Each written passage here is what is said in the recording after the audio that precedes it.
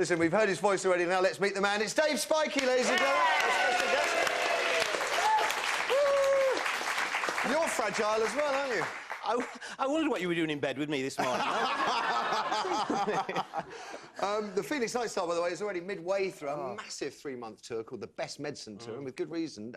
One, because laughter is the best medicine, and two, because you're involved in the health service, weren't you? I worked 32 years in the health service, but my dad always used to say, laughter is the best medicine, which is why when I was 6 nearly died with diphtheria.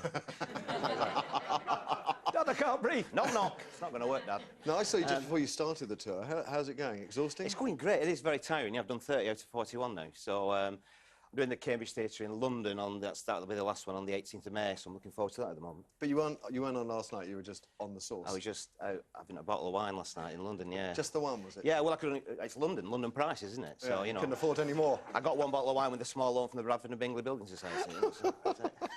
At least you managed to get a loan out of the Bradford and Bingley Building Society. I think it's getting increasingly hard to get one these days. And I know you're writing stuff as well, aren't you, at the moment? I've got a script in with the BBC that's about a group of lads who get made redundant. In a sort of Longbridge situation, in a town that has one employer, so every job that you go, there's 10 men for every job sort of thing, and it's about their lives, and then one of them buys a vineyard off the internet by mistake.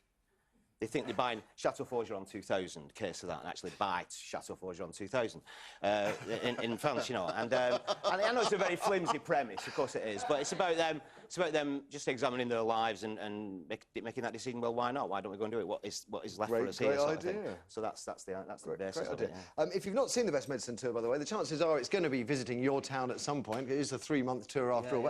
Have a look at Dave in action from this. Funny that.